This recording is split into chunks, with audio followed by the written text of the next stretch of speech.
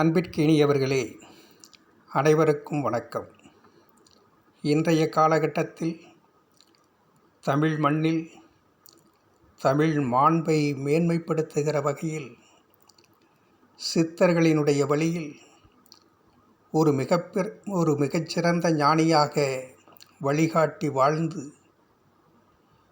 அரும் செயல்கள் புரிந்த ஓங்காரக்குடி லாசான் அவர்கள் நாள்தோறும் ஆயிரம் மக்களுக்கு பசிப்பிணி ஆற்றுவதற்காக உணவளித்த ஆசான் அவர்கள் துறையூரிலே மட்டுமல்ல, தமிழகத்தினுடைய பல்வேறு பகுதிகளிலும் அந்த அரும்பணியை தவமாக மேற்கொண்டு செயலாற்றிய ஓங்காரக்குடி லாசான் அவர்கள் தற்பொழுது இறைநிலை எய்தியிருக்கிறார்கள். 14/5/2024 அன்று இறைநிலை எய்திய அவர்களினுடைய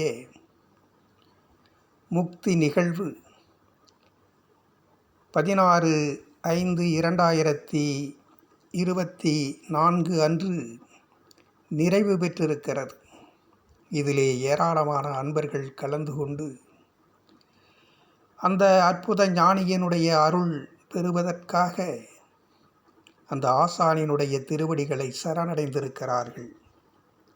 தமிழக வரலாற்றில் ஒரு மிகப்பெரிய ஆன்மீக புரட்சியை வல்லற்பெருமான் அவர்கள் ஏற்படுத்தினார்கள் என்று சொன்னால் அது மிகையல்ல. அவருடைய வழியில் இந்த மண்ணுக்காகவும் இந்த மக்களுக்காகவும் தன்னை அர்ப்பணித்து கொண்டு அரும்பணியாற்றியவர் ஓங்காரக்குடி லாசான் அவர்கள். பெரும்பான்மையான ஆன்மீகவாதிகளெல்லாம் ஆன்மீகம் வேறு, அரசியல் வேறு, அரசியலுக்கும் எங்களுக்கும் எந்த விதமான சம்பந்தமும் இல்லை என்று அவரவர்களினுடைய செயல்பாடுகளை மட்டும் பாதுகாத்து கொள்ளுகிற முறையிலே தான் செயலாற்றி கொண்டிருக்கிறார்கள் என்பது உலகறிந்த உண்மையாகும். இந்த நிலைகளை கடந்து கருணையில்லா ஆட்சி கடிது ஒழிக என்று உரக்க குரல் கொடுத்தவர் வல்லற்பெருமான் அவர்கள். அதே போல ஞானமில்லாதவர்கள் ஆட்சியிலே இருந்து அகற்றப்பட வேண்டும் என்று ஓங்கி குரல் கொடுத்தவர் ஓங்காரக்குடி லாசான் அவர்கள். தமிழகத்திலே நிகழக்கூடிய அரசியல் நிகழ்வுகளை கண்டு மக்கள் வெதும்பி போயிருந்த பொழுது அவர்களுக்கு ஆதரவளிக்கின்ற வகையிலே ஞானம் பெற்ற தலைவர்களை ஆட்சியிலே அமர்த்த வேண்டும் என்று அதற்காக அரசியலிலே களமிறங்குவதற்காக முயற்சி மேற்கொண்டவர் ஓங்காரக்குடி லாசான் அவர்கள். அத்தகைய சூழலிலே சில அன்பர்களோடு ஓங்காரக்குடி லாசான் அவர்களிடத்திலே சந்தித்து அவர்களிடத்திலே ஆசி பெற்று, ஆசான் அவர்களே, இன்றைக்கு தமிழகத்திலே இருக்கக்கூடிய சூழல் பணம் படைத்தவர்களினுடைய கைகளிலே தான், பணத்தை கொள்ளையடித்து அரசியல் செய்கின்றவர்களினுடைய கைகளிலே தான் இன்றைக்கு தமிழகத்தினுடைய அரசியல் இருக்கிறது.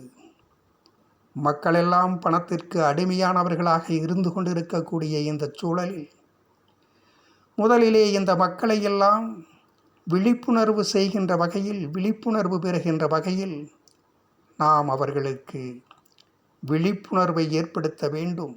அதற்கான முயற்சியை மேற்கொண்டு அதை வெற்றிகரமாக நிறைவேற்றிவிட்டதற்கு பின்னாலே தான் நாம் அரசியலிலே நேரடியாக களமிறங்க வேண்டும் என்று அவர்களிடத்திலே வேண்டுகோள் வைத்தோம். அப்பொழுது ஆசான் அவர்கள் ஆணித்தரமாக ஆணையிட்டு சொன்னார்கள், தமிழகத்திலே ஞான தலைவனினுடைய ஆட்சி நிச்சயம் மலரும். என்னுடைய முருகப்பெருமான், ஆதிசித்தன் முருகப்பெருமான் நிச்சயம் அதை நிறைவேற்றி வைப்பார். எல்லா மக்களும் பணத்தை பெற்றுக்கொண்டு ஓட்டளிப்பதாக சொல்லுகிறீர்கள். அதே மக்கள் பணத்தை கொண்டு வந்து கொடுத்து ஞானம் பெற்ற மனிதர்களை எங்களுக்கு பிரதிநிதியாக நீங்கள் கொடுங்கள் என்று அந்த மக்களே வந்து நம்மிடத்திலே வலிய வந்து அவர்களே ஓட்டளிப்பார்கள். அது தமிழகத்திலே நிச்சயம் நிகழும். ஞானத் தலைவர்களினுடைய ஆட்சி தமிழகத்திலே நிச்சயம் நிகழும் என்று அவர்கள் நம்பிக்கை அளித்தார்கள். அத்தகைய ஒரு உயர்ந்த சிந்தனைகளினுடைய பிறப்பிடமாக இருந்த ஓங்காரக்குடில் ஆசான் அவர்கள் இன்றைக்கு இறைநிலை எய்தியிருப்பது தமிழக ஆன்மீக தளத்திலே ஒரு மிகப்பெரிய வெற்றிடத்தை ஏற்படுத்தி இருக்கிறது. இருந்தாலும் கூட அந்த மகத்தான ஞானியினுடைய வழிகாட்டுதல் தமிழகத்திலே மட்டுமல்ல, பாரத தேசம் மட்டுமல்ல, இந்த உலகம் முழுவதும் ஞானம் பெற்ற தலைவர்களினுடைய ஆட்சி மலர்வதற்கான வழிகாட்டுதலை நிச்சயமாக அவருடைய ஞான வழிகாட்டுதல்கள், அவருடைய ஆசிகள் நிறைவேற்றி வைக்கும் என்பது உறுதி செய்யப்பட்ட ஒன்றாகும். இத்தகைய ஞானியினுடைய திருவடிகளிலே நாம் சரணடைந்து அவருடைய வழிகாட்டுதல்களை பெற்று அவர்களுடைய ஆசிக்கு பாத்திரமானவர்களாக மாறி ஒரு ஞானம் பெற்ற உலகத்தை மலரச் செய்வதற்கு நாமும் அவருடைய திருவடிகளை சரணடைவோம்.